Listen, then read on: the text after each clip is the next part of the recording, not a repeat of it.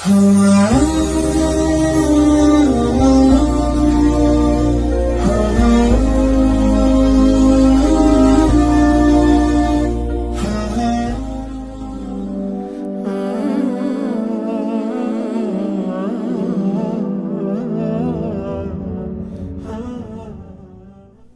alaikum wa rahmetullahi wa barakatuh. Mirë se erdhët në episodin e radhës të podcastit tonë El Fele.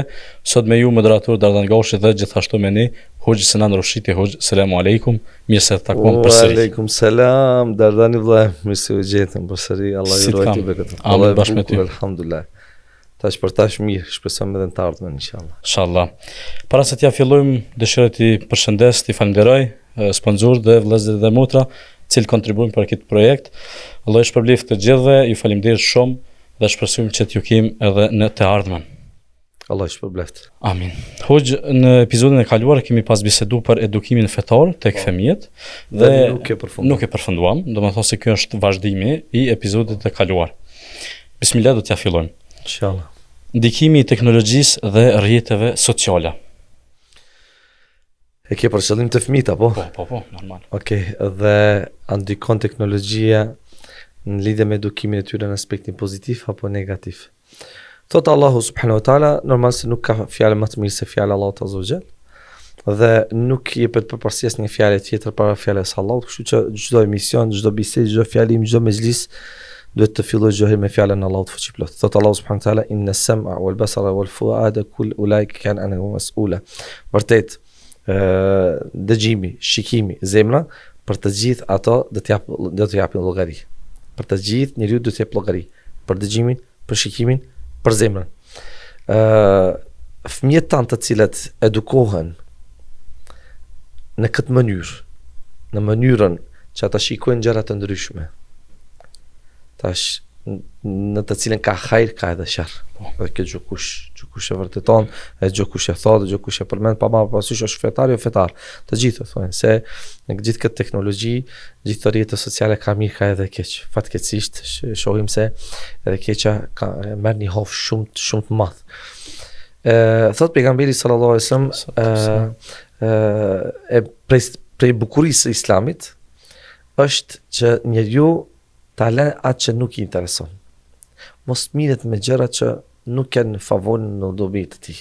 Pra, fëmijët tanë ne duhet të rrisim të edukojmë dhe të mësojmë se në çket teknologji, në këto rrjete sociale ka gjëra të mira dhe ka të këqija.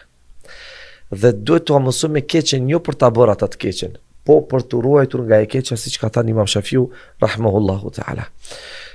Kur të mësojmë të keqen, thjesht të qartësojmë se çka është e keqja, çka është dëmi i së keqes, cilat janë frytet, cilat janë ato rezultatet negative të kësaj të keqe, kështu që fëmijët pastaj të jenë të kujdesshëm të ardhmen dhe mos bëhen viktime e rrjeteve sociale dhe asaj pjese të teknologjisë që është në dëm të njeriu, jo në dobi të njeriu. Ne si prindër duhet t'i kontrollojmë fëmijët për mbajtjet, çka shohin, çka dëgjojnë. Fëmia 10 vjeçar, 7 vjeçar, 12 vjeçar, nuk lehet me ndodh bashkë me celularin vet. Nuk lehet. Nuk lehet për shkak se ai nuk është i vetëdijshëm, ai është i vogël. Ti e lën me gjithë e tërë botën, e lën vetëm atë në dhomën e tij. Paramendoj, ti e lën që ai të komunikon me njerëz të ndryshëm, të panjohur, në anë tjetër i thoj djaliem, ki kujdes me kë rinë, ki kujdes me kë shoqërosh, në anë tjetër ai po në dhomën e tij 4x4 po shoqërohet me gjithë botën. Kështu që prindërit duhet t'i kontrollojnë maksimum dhe siç ekzistojnë aplikacione të ndryshme përmes të secilave mundet t'u përkufizojnë kohën fëmijëve, sa kohë për shembull ti shfrytëzojnë ato rrjete sociale që janë në dobi të fëmijëve. Çfarë dobi mund t'i sjellë TikToku fëmijës, dhe të mëdhejve, po edhe fëmijëve? Çfarë dobi? Vallë nga TikTok mësojnë diçka apo vetëm se u bllokohet truni i tyre? Po edhe përqindja e mësimit është shumë e vogël. Shumë e vogël krahas asaj që është e keqe dhe dëm të fëmijëve dhe të njerëzve në përgjithësi. Veç asaj perversiteti, gjërat fllishta, gjërat këqija dhe me këtë edukohen dhe rriten fëmijët tanë. prindi është përgjegjës. Siç thotë Sheikh Fozan, njëri nga dietarët e mëdhej, edhe muftiu i Saudisë së Saudit, së kësaj kohe thotë dynjaja thotë ka ardhur si një fshat. Dynjaja tash është bën një fshat. Andaj thotë përgjegjësia dhe detyra e prindit për ta kontrolluar fëmijën e tij është ala më e madhe. Ala më e madhe. Se ma para, s'kishte teknologji, s'kishte celulare, kur gjë, ku do shkon fëmijë, do dalet te para derës kryesore, ose që aty te rruga, kthej, pra mundësit për të lëvizur, për të larguar larg prej shtëpisë kanë qenë pak, sepse ka pas mungesë të mjeteve, ka pas, pra mungesë të gjithë ato gjërave që sot ja mundsojnë njeriu për të shkon më larg. Kështu që duhet prindërit të kontrollojnë fëmijët e tyre, të akufizojnë kohën. Këtë mos gaboj, nuk e di Ajceka në emisionin e parë që patëm që kontrollohen nxënësit. Që ke pat kontrolluar 10 orë. Edhe çdo prindërit që njohin pak teknologjinë, njohin celularët, le t'i marrin telefonet dhe të shikojnë sa orë qëndrojnë fëmijët e tyre në telefon. Edhe nuk e ceki thash, po 10 orë për një ditë. 10 orë për një ditë. 10 orë për një ditë. Çdo të thotë një fëmijë 8 vjeçar, 9 vjeçar, 10 vjeçar, 15 vjeçar, ose një i madh, 10 orë në ditë ti kalon me telefon. Pa ju se ka mësu. E pastaj, nëse ai rrin vetëm, flen në dhomë me telefonin, e ka nga ti, aty pa ndërprej mesazhe ti vijnë, qoftë WhatsApp, qoftë Snapchat, qoftë çdo aplikacioni tjetër, ai nuk bën gjumë. Ai mirret me gjëra tjera dhe kështu që kalon 1 orë, 2 orë mëngjesit, ai nuk bën gjumë, pra është pa gjumë dhe pastaj ka vështirësi të qohet për shkollë, nuk bën detyra, nuk mëson, po edhe pastaj nuk do të jetë i suksesshëm në jetën e tij dhe kështu çka rritëm fëmijë të pasuksesshëm. I rritëm të pasuksesshëm për shkak se ne dështuam në edukimin dhe suksesin e tyre. Pra ata fëmijë që sot janë të pasuksesshëm ose do rriten, pra gjithë ajo si rezultat i prindërve të pasuksesshëm dhe mos përgjegjës ndaj fëmijëve të tyre. Edhe tjetra, ne fëmijëve duhet të ofrojmë alternativa, sport. Ka lloje të sporteve që alhamdulillah na i lejon dini islam, lloje të sport, sa dush që fëmia ketë ku ta harxhon energjinë e tij. Tash fëmijët sunë nxjerrë shtëpi prej dhomë. Tableti sunë marrë shpitore. Celulari sunë marrë shpitore. Është i lidhur fort, pastaj s'po flet fëmia, po çu do fole. I ka bëu 4 vjet, 5 vjet thotë s'po flet fëmia, kanë problem. Po do ke problem për shkak se një prej faktorëve që fëmijët tash kanë shumë problem me të folurit është për shkak të pak komunikimit. Nuk flasin, ato vetëm dëgjojnë, shikojnë gjëra të ndryshme dhe ata shikojnë gjëra shumë të këqija të cilat edhe ne nuk i shikojmë. S'u shikojmë, po ata e kanë këtë mundësi që ta shikojnë. Për shkak të mundësisë që u ka dhënë Allahu subhanahu wa taala çush në veçli. E pastaj me vetë kalimin e viteve njeriu edhe do psohet psikisht, domethënë me memorinë e tij. Fëmijët shohin, shikojnë gjëra të cilat o zotruna.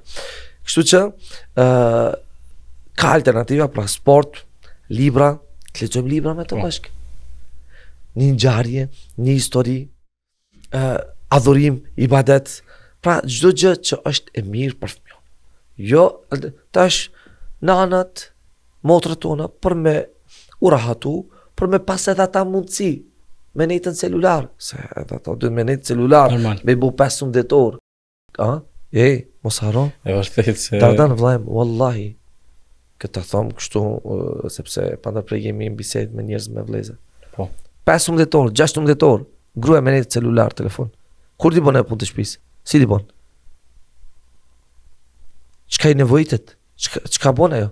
Ke parasysh? Flasim për motrat të cilët nuk janë të angazhuara, po do të thotë që kanë angazhimin e tyre për edukimin e fëmijëve, mbajtjen e shtëpisë dhe kështu me radhë. E tash si do edukojë të fëmijë? Po s'kam kohë, e tash ka bërë më qerdhe, ose pastaj çysh presim ne fëmijë të suksesshëm, të vigjilent, të shkathtë, të aftë. Jo. Për shkak se ne dështuam në kohën në të cilën jetojmë dhe fatkeqësisht edhe gjeneratat që vijnë pas nesh do të jenë të dështuar për shkak të dobësisë dhe dështimit ton. Allahu na falë në zoft.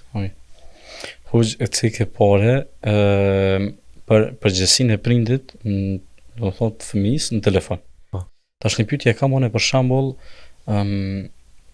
në qoftë se fëmia e shikon telefon, po shikon sene harame. Po.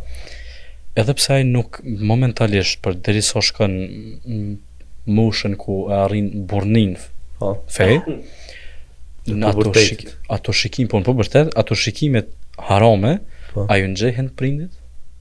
Allahu të rrit, Allahu shpërbleft. Amin, bashkë me ty shoh. Çdo gjë, çdo veprim që fëmia do ta bëj për shkak të mos kujdesit të Neglizhencës. prindërit, neglizhencës së prindërit ndaj fëmijët e vladit të tij, ai ka përgjegjësi Jo, dhe llogari. llogari para Allahut subhanahu wa taala. Se ai është si fëmijë, mund të ketë 12 vjet, 13 vjet, 10 vjet, nuk është në moshë e pubertetit, aty nuk i regjistrojnë mëkatet gjunat, po i regjistrojnë prindit. Pse i regjistron prindit? Sepse prindi ja ka blet celularin. Prindi ja ka blut celularin. Dhe prindja ka mundësua që ai shikon gjërat këqija për t'ia shkatruar trunin e vladit vet. Tash ai një dëshmitar se tash Franca dëshiron duhet ta sillë vendimin që deri në moshën 15 vjeçare fëmijët mos kenë të drejtë mirë me internet. A e lexuat këtë lajm? Po. Pse kjo? Se e Po, shohin e se kam me statistika se po se po janë të shkatruar rinia, fëmia. Pra që është diçka shumë e dëmshme. S'ka memorinë e hupëm. Sun memorizojmë. Sun mësojmë. Një fjalë, që 20 vjeçar, një fjalë duhet t'ja përsërisësh 100 herë për ta marrë mend. S'është kërkon i hupët është.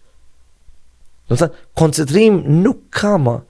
Për shkak se psihika e njerëzve është dobësu, e rinis është dobësu për shkak të shqetësimit të psikës me gjëra të padobishme, të dëmshme, të këqija. Edhe ti sa do shfoli, aty mendja i fluturon të tërkund. Në atë që i fluturon aty me cilën e ka mbush mendjen. Wallahi përgjithësia është shumë e madhe për Allah. Pa ta shikuar një dokumentar i cili tregonte dallimin e fëmijëve ose të rive në ditën e sotme dhe para 30 viteve, 40 viteve, 50 viteve në Francë. Dhe të dy palët vishin nga vendet që janë ma fukarallak në Francë, ku është për shembull ku knimi është më i lartë apo hikun pak më shumë njerëz. Dhe pavarësisht në ditën e sotme shumë ishin u dëkshin fëmijë pa edukat, u dëkshin fëmijë me një sjellje apo fjali shumë tult, dhe në përkundrazi nishëm ata cilët ishin edhe ata gjithashtu 15 vjeçor, 16 vjeçor, po me një shprehje të bukur dhe pavarësisht prej ordhën e tyre.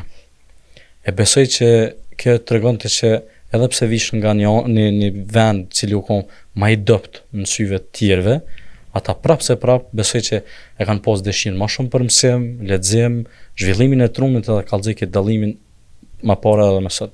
Po. Atë vllajem, çat dallim e shohim edhe ne.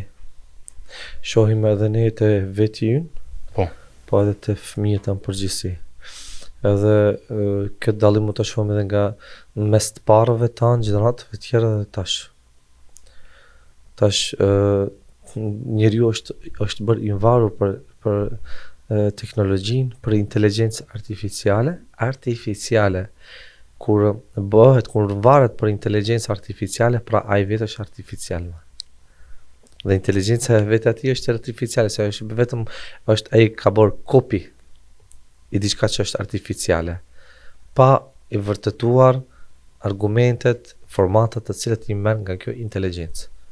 Edhe pastaj kjo është gjendja e shoqërisë tonë tash në përgjithësi. Kështu që thirrje të gjithë vëllezërve, motrave, kujdes dhe me vërtet duhet t'u japim hakun fëmijëve tan, të kujdesemi shumë, veçanërisht tash në këtë kohë ku kujdesi duhet të jetë shumë i madh dhe përgjithësisht është ala më e madhe, sepse sfidat janë më të mëdha, më të shumta.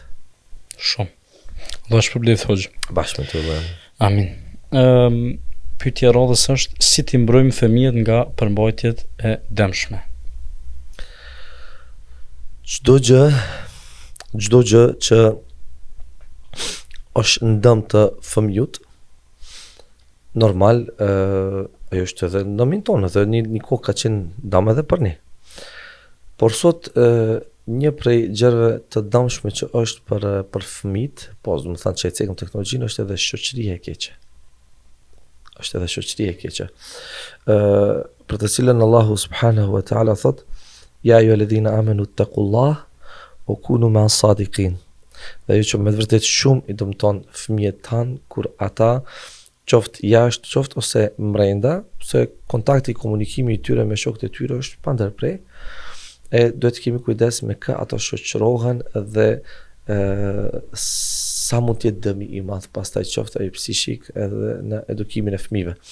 Thotë Allahu, ja alladhina amanu ittaqullaha wa kunu ma'a sadiqin, o të cilët besuat, fiksojeni Allahu dhe jini me të sinqertit. Thotë pejgamberi sallallahu alaihi wasallam, al-mar'u ala dini khalili falyanzur ahadukum amman yukhallil. Njeriu është në fenë e shokut të tij, andaj gjukush privishli të kujdeset kë e merr për shok. Pra ne dim se me është tanë edhe më para me kërin që ashtu bohesh. Dhe nuk e kanë thënë pleq më para që ashtu. Pra që kjo është baza. Pejgamberi ka thënë, njeriu është në fenë e shokut vet. Pra çfarë është feja ka me pas shoku, kemi pas edhe ti. Pse? Për shkak se ai ka me diku me të keqin e tij tek ty. Nëse është I mirë edhe me të mirë ka me diku. E tash, kujdes se ka e merr për shok. Nëse fëmia yt nuk është I kujdesshëm, ai është I vogël, kujdes ti se kë shok djali yt e merr për shok. Me kë shoqërohet? Ku tash konsumatorët, konsumuesit e llojeve të drogave, kumanis janë shumë. Ku droga shitet shpërndahet më të madhe edhe në për vendet më të bukura, më të mira, vendet ku duhet fëmijët tonë dhe rinia e tyre të lurizon. Shkollat, ku ata duhet të arsimohen, të mësojnë, të edukohen, nga cilat shkolla ata duhet të dalin me një edukat të mirë, e të ndryshojnë, pra të ndryshojnë si fëmijë dhe të ndryshojnë gjendja e tyre. Por fatkeqësisht në për shumë shkolla ndodh kjo, ku aty I mësojnë shumë gjëra që nuk duhet I mësojnë, edhe veç asaj mos flasim në për mahalla, në për lagje ku jetojnë, e prindi do të kujdeset. Sa ora I vjen fëmija, ku shkon, ku ka qenë, me kë shkon. Sepse shoqëria ndikon në moral. Ndikon në moral. Kur të shohë se e vladi yt, fëmija yt, po ndryshon me moralin e tij, nis të ndryshon teshat, veshën, pamjen e tij e jashtme, nis të ndryshon sjelljen e tij, e ndryshon të mbreshmën e tij, e ndryshon besimin, bindjen e tij, ndryshon stilin, veprimet e tij, reago në mënyrën sa më të mirë, duke përdorur urtësinë, duke përdorur atë metodë të cilën e kanë përdorur edhe të parët tanë për edukimin dhe këshillimin e fëmijëve dhe udhëzimin e tyre në rrugën e drejtë dhe të vërtetë. Shoqëria ndikon edhe në sjellje. Shoqëria ndikon edhe në iman, në besim. Prandaj çdo kush duhet të kujdeset për vllajën e tij se me kë shoqërohet fëmia I tij, se me kë shoqërohet që ashtu do ta ketë edhe imani, që ashtu do ta ketë edhe sjelljen, që ashtu do ta ketë edhe besimin e tij. Se prindi nuk mundet 24 orë me kanun e tij, veç kur fëmia nis të rritet, të zhvillohet. Ajo që është shumë e rëndësishme dhe që duhet të veprohet dhe që është detyrë prindërore, mbjellja e imanit në zemrën e fëmijës dhe fëmia çdo herë ta ketë parasysh muraqabetullah, mbikëqyrjen e Allahut subhanahu wa taala. Fëmia kur ta kupton se ai nuk është puna me prindin, sa është më rëndësi me Allahun. Kur ta kupton se ka një Zot dhe se ai shikon, ai dëgjon. Normal. Kështu që atij ti flet ndërgjegje. Jo se ai do ta lënë të keq se po I tutet babas, prindit, jo, tamam. Atë nëse bon ta bon nga respekti ndaj prindrit, mos t'i nxjie fytyrën, mos ta turpron, por për shkak se e din se mbi shtat ka qell ka një Zot, ka një Allah që ai ka krijuar e ka sjellën këtë botë dhe ai e shikon e mbikëqyr. E kur fëmia të gjëra ti ketë mbyllur zemrën e tij, ai nuk mund të dështon, mund të gabon si çdo njeri tjetër. Normal. Po përsëri janë momente të vështira të rënda ku ai mund të marrë një hap I dur, një hap I mirë. Allah shpërblyef. Bashkë me ty. Amin. E përmendë më herët zgjidhja e shoqërisë së mirë, rëndësia e shokëve në formimin moral. Po. Kjo u cek edhe më herët. Po. Namazi dhe praktikat fetare në familje, Po. krijimi I rutinës fetare në shtëpi. Po. Allahu subhanahu wa taala e urdhroi pejgamberin sallallahu alaihi wasallam që ta urdhëron familjen e tij për namaz dhe të jetë I durueshëm në të. I tha urdhro familjen tënde për namaz dhe I durueshëm në të. Ku anfusakum min ayati al-Quran, Të Allah subhanahu wa taala, ku anfusakum wa ahlikum nar. O të cilët besuat, ruajini vetin tuaj dhe familjen tuaj nga zjarmi i xhenemit. Pra, në fillim dhe më së shumti njeriu që duhet dhe ka për detyrë shpirtërore, njerëzore, morale, që me njëri duhet të reagon të interesohet për familjen e tij, për evlatët e tij. Po edhe për tjerët, por në fillim kemi bëjt, kemi llogarit për evlatët e tu, për familjen tënde. Kështu që shikon gjendjen e fëmijëve tu, çka bëjnë atë, sa praktikojnë namazin, sa e falin namazin. Pse? Për shkak se namazi është lidhshmëria mes robit dhe krijuesit. Dhe kur fëmia yt ta ketë namazin, dhe ti përmbahet namaz, mos ja ki gajl. Një fëmijë që fal namaz, një fëmijë që i porulet Allahut, do të thënë ai kupton se ka Zotin e tij. Një fëmijë që fal namaz, do të thënë ai i friksohet Zotit të tij. Një fëmijë që fal namaz, ai ka me të respektuar edhe ty. Një fëmijë që e do namazin, do të thënë ai e don Allahun. Ai që do Allahun, ka me dashur edhe ty edhe të tjerat. Thot pejgamberi sallallahu alaihi wasallam, muru auladakum bis salati wa hum abna 7 sinin. Urdhëroni fëmijët për namaz kur ata janë në moshë 7 vjeçare. Pra një urdhëresë që në atë aspekt që ata të mësohen me namaz dhe të adaptojnë në namaz dhe namazi të jetë pjesë e jetës së tyre të pandar. Pra familja duhet të krijojë një namaz i përbashkët. E nuk është urdhëron fëmin për namaz, vetë nuk falesh, nuk shkon. Nuk shkon.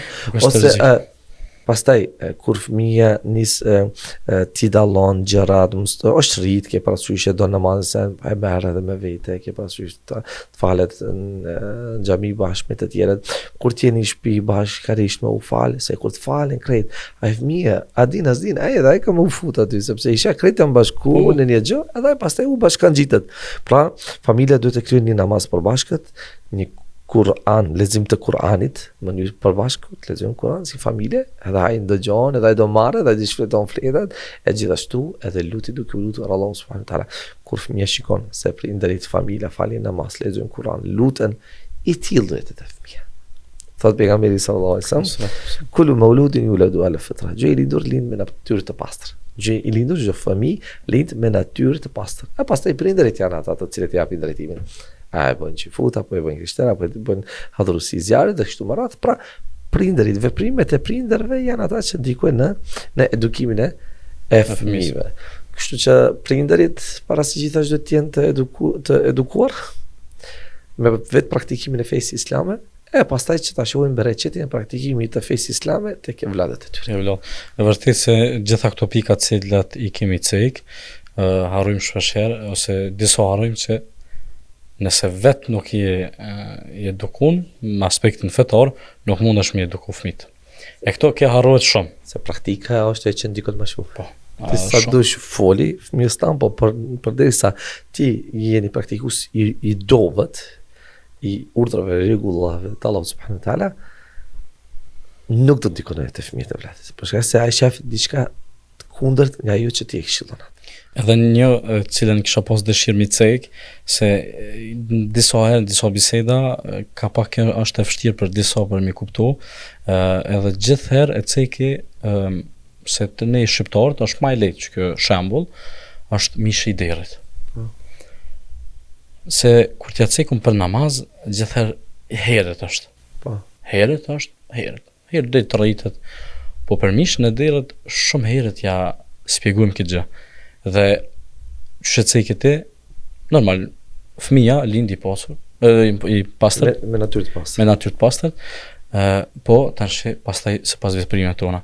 Po për mishën e derrit, shumë herë të shqiptarët ja mësojmë me fillim, edhe ai mo deri përpos nëse tash e merr një rrugë jo mirë, Allah e rrit. Amin. Po ai fëmijë kur nuk e përdoret. Po. Pse nuk e bën të njëjtën për namaz, apo për sene tjera fetare? Sepse prindit ju duket që është heret, apo prindi edhe prapë që e tham nuk është vetë taman i inkuadron, edhe nuk e merr se edhe kjo është e rëndësishme për fillimit të treguar, të mësohet. Pse prindi nuk e bën edhe me namazin këtë mënyrë siç e bën edhe, do të thënë me këshillet qysh prej veçlisë që e këshillojnë për largimin nga ky lloj harami që është ngrënia e mishit të thjut. nuk e bëjnë edhe me namazin për shkak se ata lënien e namazit nuk e shohin si një haram më i madh se ngrënia e mishit të thjut. Edhe kjo është. Lënia e namazit dhe ngrënia e mishit të thjut. Lënia e namazit është një mëkat. Ngrënia e mishit të thjut është mëkat. Si mëkat më i madh, më i rënd për këtyre dy mëkate është lënia e namazit. E për shkak të mos kuptueshmërisë e saktë, mos përvetësimit të njohurive diturisë që ka të bëjmë me rëndësinë, vlerën, obligueshmërinë e namazit, edhe kanë marrë vetëm atë mos e ha kët, mos e pi kët, por në tjetër anë, se edhe mos më fal, nuk ka gale. E jo, duhet kuptuar se lënia e namazit si mëkat është shumë më e madh se sahabët gjeneratët e para, pas mosbesimit, nuk e kam parë si vepër më të keqe, më të madhe, mas mosbesimit se lënia e namazit. Nuk ka pas. Për atë të thamë, prindit do të më kuptuo se për ata që nuk e kuptojnë se prej fillimit do të më mësua edhe atë, çysh e kanë mësuar për largimin e atij haramit, do të më mësua edhe për.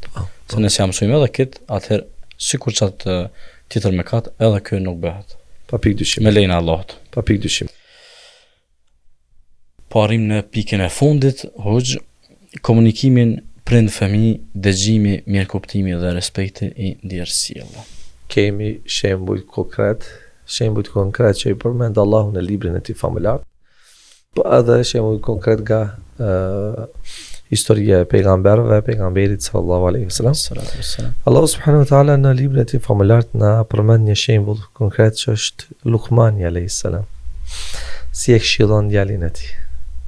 Tamam? Pra shembulli i Luqmanit me djalin e tij është një shembull më i mirë për komunikim prindë dhe fëmijë. Nuk përdori forcë, nuk hybërtite, por i tha djalit vet, duke këshilluar, la tushrik billah. O djaljem, mos i bën rivalitet shok Allahut. Mos adhuro dikë tjetër, mos Allahut subhanahu wa taala. Pra, dialog, butësi, këshill me plot dashuri. Nëse këshilla që jepet fëmijët nuk është me dashuri, por është me arrogancë, me urrejtje, me vrasësi, nuk ndikon në edukimin e fëmijët. Ndikon në aspektin negativ. Pse? Për shkak se nuk i jepet një të kohë dashuri kur jepet këshilla. Se nuk është vetëm këshilla. Okej. Po ato janë këshilla të thata. Dhe jo frydhëdhënëse. Për shkak se fëmia një të kohë ai ka nevojë për dashuri. Kështu që kur ja tregon edhe dashurinë, ja jep dashurinë dhe e me një të kohë butësi, këshillat shumë lehtë, kollaj ndikojnë në zemrën e tij. Pejgamberi sallallahu alaihi wasallam shumë butë, mirë, fliste me fëmijët, po edhe i dëgjonte. Fliste, butë dhe i dëgjonte, i përkthelte. Një prej sahabëve kur e pa se si pejgamberi sallallahu po i përqafon nipnet e tij, i tha ja Rasulullah, tha 10 i kam, tha asnjë s'kam përqafu, tha çka me të bëj se Allahu ta ka largu mëshirën prej zemrës tënde, kush nuk mëshiron, tha nuk do të mëshirohet. Tamam? Kështu që është mëshirë një të kohë, por gjithashtu